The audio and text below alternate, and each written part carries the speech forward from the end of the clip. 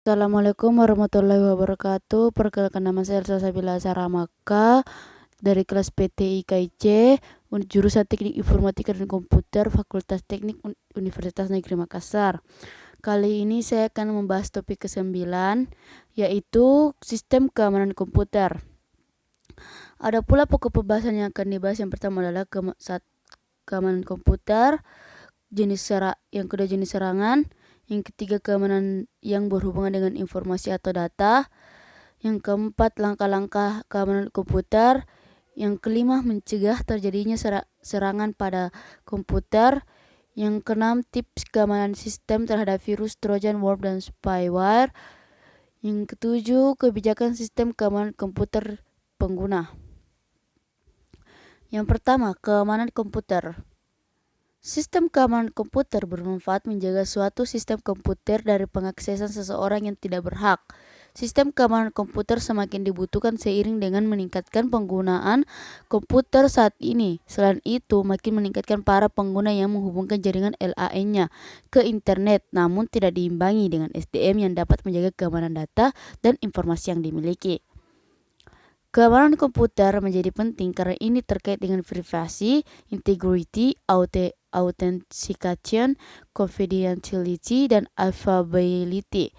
Beberapa ancaman keamanan komputer adalah virus, worm, trojan, spam, dan lain-lain.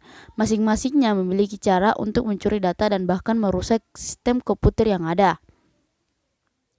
Yang kedua, jenis serangan. Kejahatan komputer adalah kejahatan yang menggunakan komputer sebagai media. Jenis kejahatan atau serangan yang biasa terjadi dikelompokkan menjadi 4, yaitu keamanan fisik. Keamanan yang berhubungan dengan fisik seperti keamanan ruangan server, peralatan penunjang sistem terdistribusi, dan media pendukung infrastruktur jaringan. Keamanan yang berhubungan dengan manusia. Manusia merupakan salah satu faktor yang perlu diwaspadai. Istilah yang sering digunakan adalah social engineering. Manusia sering dimanfaatkan oleh penjahat komputer untuk mengorek informasi tertentu dengan berpura-pura sebagai orang yang berhak mengakses informasi tersebut. Keamanan yang berhubungan dengan data. Kelemahan program dalam menangani data sering digunakan penjahat komputer dengan cara mengirim virus atau trojan untuk memantau atau mencuri data pada komputer tersebut. Keamanan yang berhubungan dengan operasi. Yang termasuk di sini adalah keamanan dalam prosedur pengoperasian sistem keamanan itu sendiri. Keamanan komputer meliputi 5 aspek, yaitu privacy atau confidentiality, integrity, authentication, non-repudiation, and availability. Ketiga, keamanan yang berhubungan dengan informasi atau data. Dalam jaringan komputer, seorang pengguna dalam pertukaran informasi atau data harus memperhatikan keamanan data tersebut agar data tetap terjaga keamanan dan kerahasiaannya. Di antara ancaman keamanan data tersebut yaitu yang pertama, kebocoran, leakage, pengambilan informasi oleh penerima yang tidak berhak. Yang kedua, tampering, perubahan informasi yang tidak legal atau tanpa sepengetahuan dari pihak penerima. Yang ketiga, perusakan, vandalism, adalah gangguan dari sistem operasi tertentu adalah si perusak tidak mengharapkan keuntungan apapun dari perusakan tersebut. 4. Dalam pertukaran informasi di dalam jaringan komputer juga terdapat memang salah satu serangan yang mungkin Anda paling takuti adalah virus. Namun perlu Anda ketahui selain virus ada beberapa serangan atau ancaman yang juga perlu Anda waspadai, terutama dari internet. Ancaman serangan yang bisa terjadi terhadap komputer adalah sebagai berikut. Yang pertama adalah virus. Prinsip virus adalah suatu program yang dapat berkembang dengan mengandalkan dirinya. Yang kedua, email virus. Tipe virus yang disisipkan di attachment email, jika attachment dibuka maka akan menginfeksi komputer. Yang kedua, internet worms. Worm adalah sejenis program yang bisa mengcopy dan mengirim dirinya via jalur komunikasi jaringan internet. 4. Spam. Spam adalah sejenis komersil email yang menjadi sampah mail, junk mail. Yang kelima, Trojan Horse. Trojan adalah suatu program tersembunyi dalam suatu aplikasi tertentu.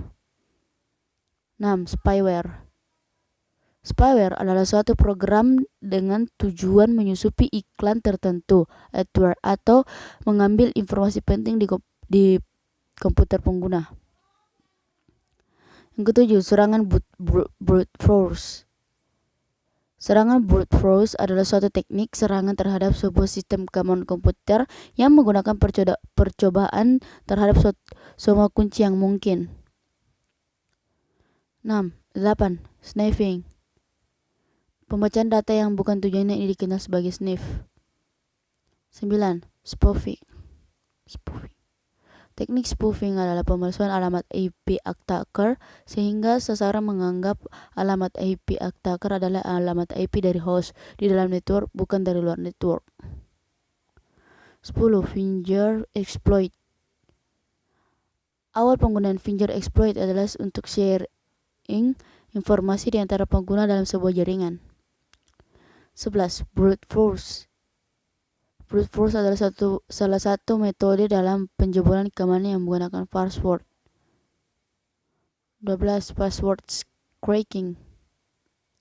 Password cracking adalah metode untuk melakukan pelindungan password yang dienkripsi yang berada dalam sistem.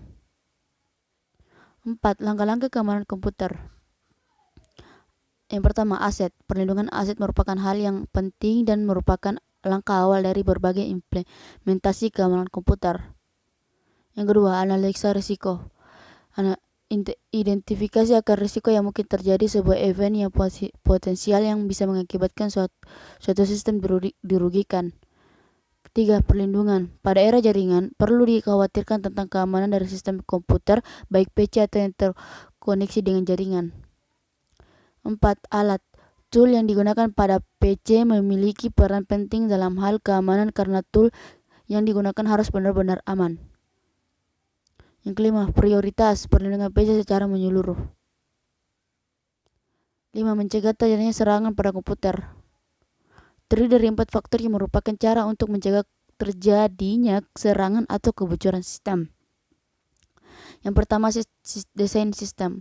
Desain sistem yang baik tidak meninggalkan celah-celah yang memungkinkan terjadi penyusupan setelah sistem tersebut siap dijalankan.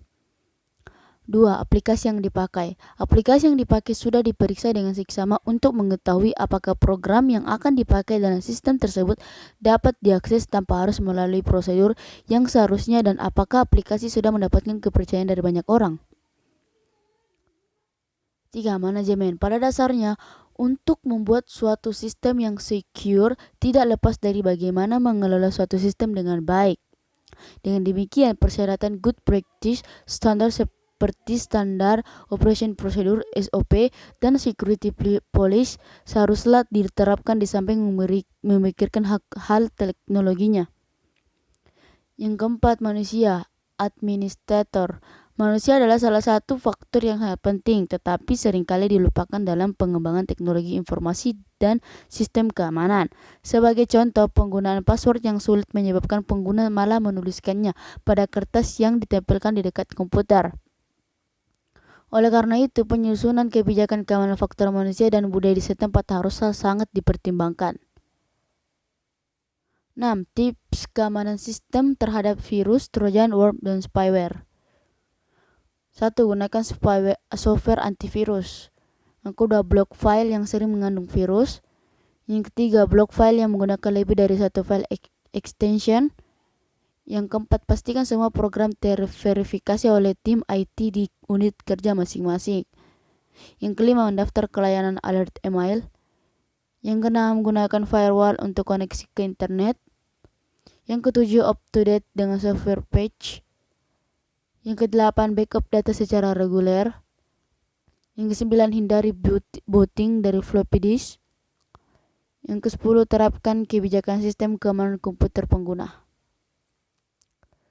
7. Kebijakan sistem keamanan dalam komputer pengguna.